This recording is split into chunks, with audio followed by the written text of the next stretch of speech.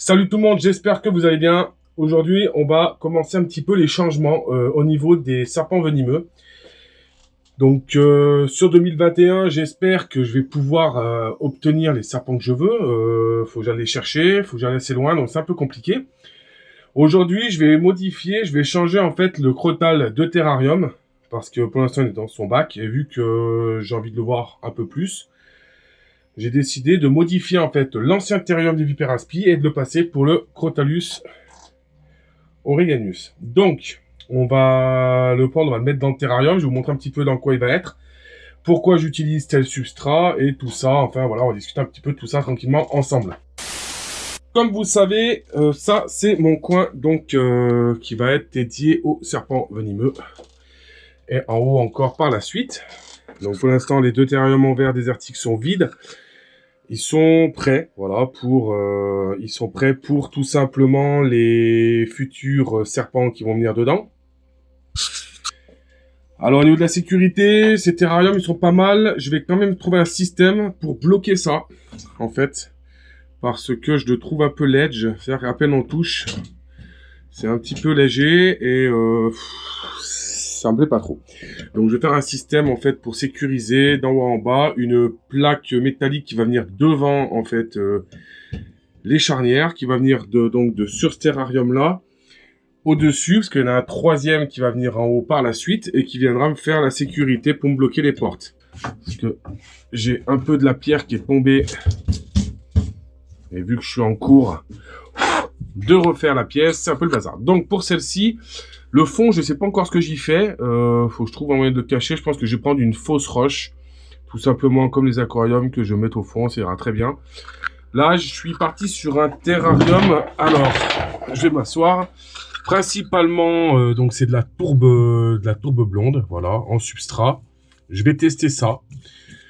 Parce que le sable est un peu trop abrasif et ça risque de pas être terrible. Je lui ai mis un pierrier pour qu'il puisse venir se poser dessus. Donc tout simplement, par la suite, il y aura de l'ardoise. Sauf qu'en ce moment, il fait pas très beau. Les pierres sont crado dehors, donc j'ai pas envie de les mettre dedans. Le bac d'eau, je le mets de ce côté-là. Donc toujours un bac d'eau que je puisse attraper avec mes pinces. Donc voilà, là par exemple, je vois que la pierre, elle est un peu trop loin. Hop, on va faire autrement. Voilà. On va le mettre par là. En fait, je fais toujours en sorte que mon bac d'eau puisse être pris avec une pince. C'est-à-dire, comme vous savez, je rentre dans les terrariums avec une grande pince. Il y aura 2 vitres, donc forcément, ben, c'est beaucoup plus facile. Je viens attraper mon bac d'eau et je viens le sortir et le remettre comme ça. Ça évite les morsures et les risques potentiels qu'il peut y avoir. Le terrarium fait un peu plus d'1 mètre, je crois, sur 62 profondeur. Donc, il est largement assez grand. Il a un point chaud ce côté. Je l'ai découvert pour vous. Donc, je vais quand même mis un point chaud qui tempère à ce niveau-là. Mais bon, vu la température de la pièce, ce serait pas spécialement utile d'avoir ça à ce niveau-là. Mais bon, j'ai laissé ça. Il y a la pierre qui est dessus. Ça la tempère aussi. Ça lui fait un point chaud. Si jamais... il a envie de réguler, il peut réguler. Avec la tourbe, elle sera toujours un peu tiède. Donc c'est un terrarium que je vais garder principalement sur sec, en fait, tout simplement parce que c'est un serpent qui ne demande pas d'humidité. Il ne demande pas des fortes chaleurs. Donc au niveau du maintien, il a un point tempéré, mais voilà, dans l'ensemble de la pièce, il fait assez chaud pour lui. Donc là, on va lui mettre de l'eau. Voilà, hop. Donc préalablement, j'ai préparé mon eau. Je vais lui remplir de l'eau fraîche. Voilà. Et puis, bah, ce que je vais faire, c'est que je vais reposer la caméra. Parce qu'il me faut mes 2 mains pour pouvoir sortir et faire la contention du serpent. Voilà, tout simplement. Qu'est-ce que c'est que ça? Je sais pas ce que c'est. Allez, c'est parti, on va caler ça. Alors, donc on se retrouve, on va nettoyer un petit peu ces vitres, parce que ça fait un moment que elles n'avaient pas été lavées. Et comme, comment dire, comme tout simplement, elles étaient souvent humidifiées, parce que c'était dans le terrarium des Vipéraspi, donc je mouillais beaucoup le terrarium. Alors j'ai hésité au début à mettre un...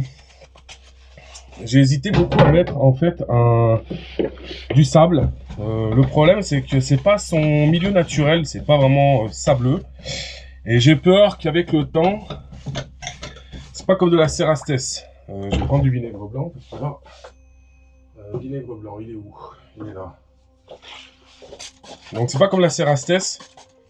C'est pas un serpent qui va kiffer spécialement le... Ça pue. Ça pue, ça pue. Donc voilà, je sais que vous vouliez voir des vidéos serpents venimeux. Alors, je vais pas faire une vidéo d'1 heure avec que du venimeux, mais on va y aller cool. Hein, on va pas mettre la charrue avant les bœufs. Vous savez que c'est des serpents qu'on peut pas manipuler à la main. Je vais essayer, si je peux, de répondre à 2-3 questions, si ça me revient, parce que je vois beaucoup de questions en commentaire. Et c'est vrai que moi, je prépare pas mes vidéos. Voilà, je sais que certains, c'est une vraie usine à cinéma. Une vidéo YouTube, c'est préparé à l'avance. Ah bon, voilà. Toujours tout est nickel, toujours tout est propre. Faut savoir, c'est que dans la terrario, vous n'aurez pas toujours ce côté propre. Vous allez tomber sur des... Vous allez tomber sur les cacas, vous allez tomber sur le nettoyage. Et honnêtement, la terrario, c'est 80% de nettoyage et de changement de bac d'eau, et j'en passe. Voilà, moi j'y reviens parce que souvent on me pose des questions. Max, qu'est-ce que t'en penses? Alors tout simplement, dans la terrario, on a 2 écoles. Hein. On a l'école des gens qui font semblant et qui vous montrent en vidéo tout ce qui est beau, et puis il y a des gens comme moi, comme Pat, où on vous montre des choses vraies, tout simplement. Donc on laisse le côté cinéma aux autres youtubeurs, ça les éclate, c'est cool. Nous on vous montre le vrai côté de la terrario, parce que faut pas oublier que quand on prend des animaux, derrière, c'est énormément de travail.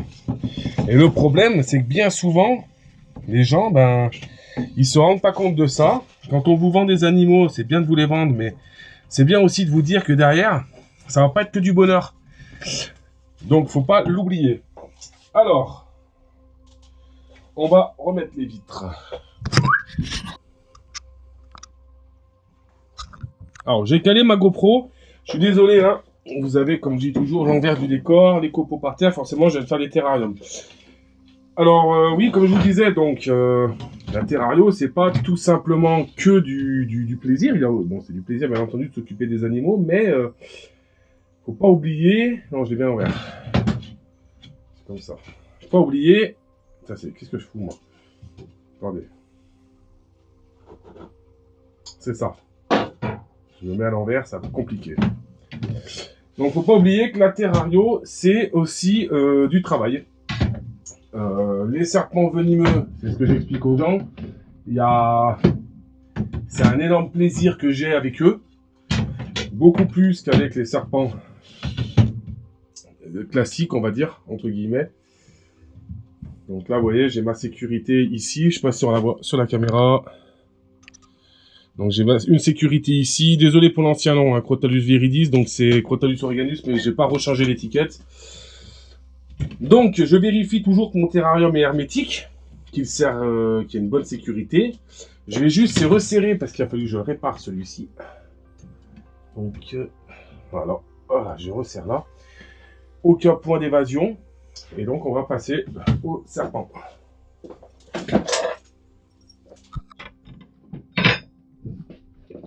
Alors, beaucoup me demandent pourquoi je ne fais pas des lives dans ma pièce d'élevage. Tout simplement parce que j'ai pas assez de débit pour pouvoir faire ça. Si je pouvais, je vous en ferais tous les jours. C'est vrai que c'est intéressant. Je vous ferai peut-être des lives dans un autre endroit. Ça aura peut-être pas un rapport avec forcément la terrario. Donc je sais pas encore. C'est en cours de préparation. En ce moment, j'ai beaucoup de boulot. Je vais attendre le confinement pour pouvoir me remettre pour être reconfiné, bien entendu. Ou cette vidéo sort et on est déjà reconfiné. Alors... faut savoir que c'est un serpent qui est pas très grand, donc je vais tourner un peu la caméra, on va le mettre comme ça. Faut savoir que c'est un serpent qui est pas très gros, qui est pas très grand, donc qui reste quand même assez cool et qui est moins dangereux, on va dire, au niveau de sa taille par rapport à ma pièce d'élevage.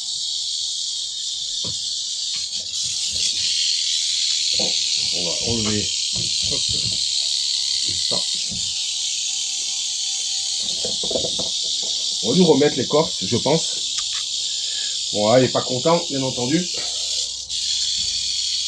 Ça, c'est un serpent qui est assez rigide, assez raide. Quand on le prend, c'est assez compliqué. Il faut quand même être assez... Voilà. Hop. On va refermer le bac. Et voilà. Donc, bien entendu, je garde... je vais mettre la GoPro ici, si vous voulez. Comme ça, vous verrez mieux. Donc là, on est sur un Crotalus oreganus. Donc comme vous voyez, là, il s'est calmé. Moi, je suis assis à peu près à 1,50 m de lui. J'ai mon crochet, vous voyez, en sécurité quand même au cas où. Alors, je vais quand même revérifier que la GoPro, elle filme bien.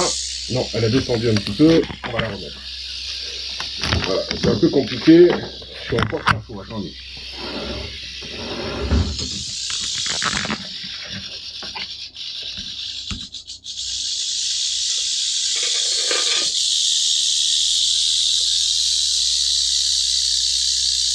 Alors, le Crotalus oreganus, anciennement Crotalus viridis.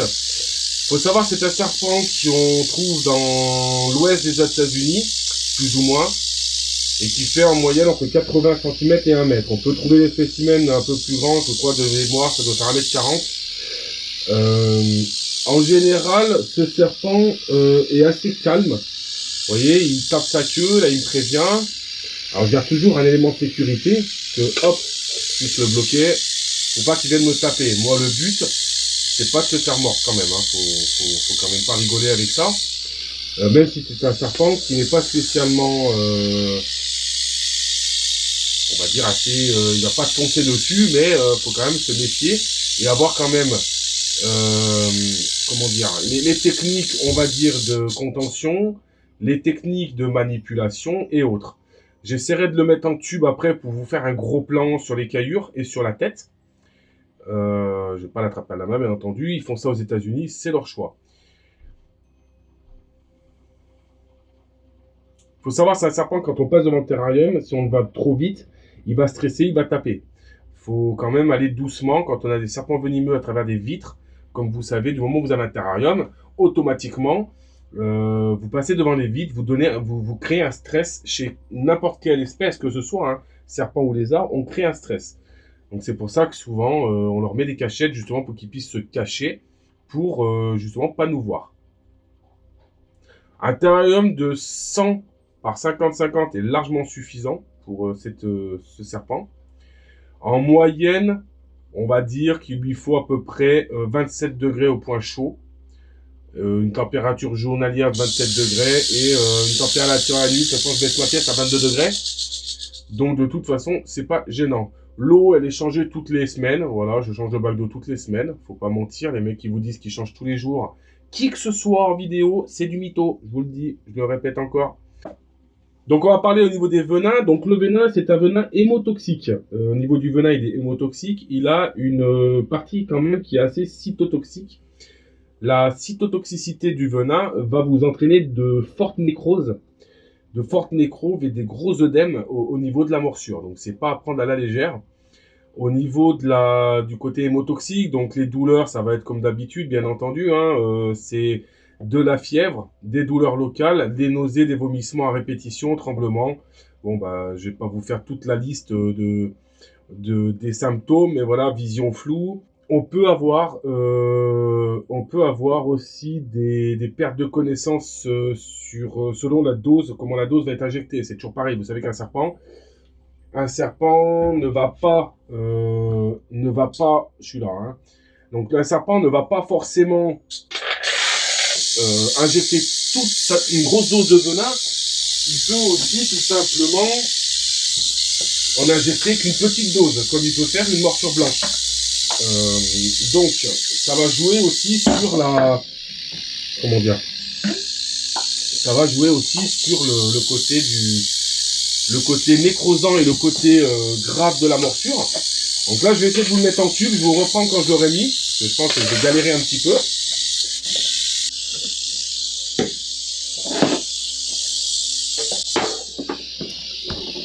Bon, j'ai réussi à vous le mettre en tube. Donc, je vais vous approcher la tête. Là, il n'est pas content. Forcément. Donc, comme vous pouvez voir, je ne sais pas si vous arriverez à voir à travers le tube la fossette sensorielle que vous voyez ici. Grâce à ça, il peut avoir une détection de température à 0,01 degré. Donc c'est un serpent qui a une très très grosse capacité à détecter ses proies. Donc je vous montre au niveau de l'écaillure. Je sais pas s'il va... Non, donc je ne veux pas trop l'embêter. Au niveau de l'écaillure, c'est un serpent qui a une écaillure assez rugueuse, comme vous pouvez voir, et qui est assez dure au niveau de l'écaille. Elle est assez prononcée, donc c'est assez intéressant. Alors vous allez me dire pourquoi je le mets en tube, tout simplement pour déjà vous le montrer. Moi je vais pouvoir l'observer, parce que je ne le fais pas souvent, avant de le mettre dans son nouveau terrarium. Et ça me permet vraiment de pouvoir observer s'il n'a pas de parasites externes, s'il se porte bien. Voilà, donc globalement tout va bien, il n'y a pas de souci particulier. Donc comme vous pouvez voir, la manipulation au tube, je l'obtiens ici. Et ça me permet d'avoir une bonne prise en main.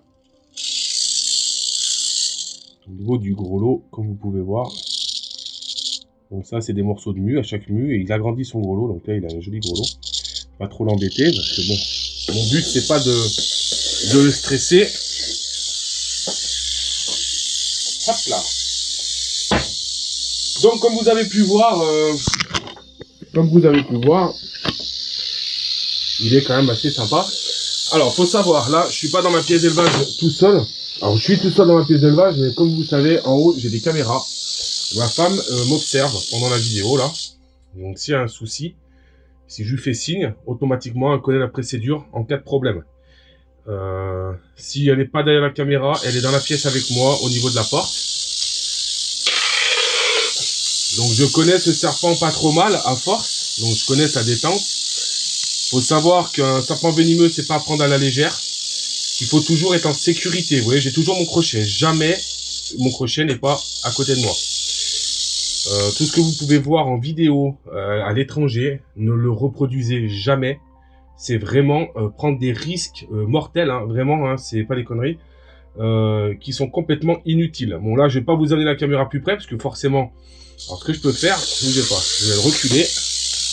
Je vais scotcher ma caméra au sol. Et je vais vous l'amener devant la caméra. Voilà, comme ça vous le verrez de plus près. Hop là. On verra au montage ce que ça donne. J'espère que vous verrez bien. Là, je suis vraiment devant la caméra. Boum. Alors. Certains m'ont déjà posé la question, savoir si le venin, une fois séché, était encore actif. Alors, il faut savoir que le venin reste actif des dizaines d'années. C'est pas un problème. Par contre, faut pas oublier, le venin, c'est parce qu'il est actif. Si vous touchez du venin sec, vous ne risquez rien. Voilà, je tiens à le préciser quand même. Par contre, si le venin qui est sur ma caméra, là, je fais toucher une plaie ouverte sur ma main, j'aurai une envenimation par contact. Elle sera moins importante que s'il m'avait mordu, mais par contre, il peut y avoir pas mal de problèmes quand même à côté de ça. Donc voilà, faut savoir ça, c'est que le venin, dans un crochet, il reste actif pendant des dizaines d'années. Reprendre ma caméra pleine de venin. Je vais la remettre ici. Voilà. Et on va le mettre dans son terrarium. Alors pour le coup, je vais prendre 2 crochets. Pourquoi je prends 2 crochets? Tout simplement parce qu'en fait, il va être chiant. Il a le corps qui se rigidifie. Et en fait, le problème, c'est que je ne vais pas arriver à le mettre dans le terrarium. Ça va être compliqué. Donc, tout simplement, alors déjà, je vais regarder. Je vais me mettre du bon côté. Donc, tout simplement, vous voyez, je passe, je le cale, je ne crains plus rien. Et en y allant délicatement, je lui donne 2 points d'appui. Donc, c'est beaucoup plus simple. Voilà. Il est dans son terrarium. Je ferme la vitre. Je ne me mets jamais devant. Et là, je suis en sécurité. Donc, comme vous pouvez voir, je suis en sécurité derrière ma vitre. On va essayer de pas trop bouger pour pas le stresser. Et regardez, maintenant, je vais pouvoir vous faire des superbes plans du Crotalus oreganus dans son terrarium. Donc c'est génial parce que dans le caisson, c'est vrai que c'était cool, mais là au moins on va vraiment pouvoir en profiter. Donc il est dans son terrain, je vérifie que tout soit bien fermé, je récupère ma serrure et bien entendu, je ferme à clé. Voilà, donc je pense que j'ai à peu près fait le tour. J'ai la caméra qui est pleine de venin, attendez, je vais essuyer.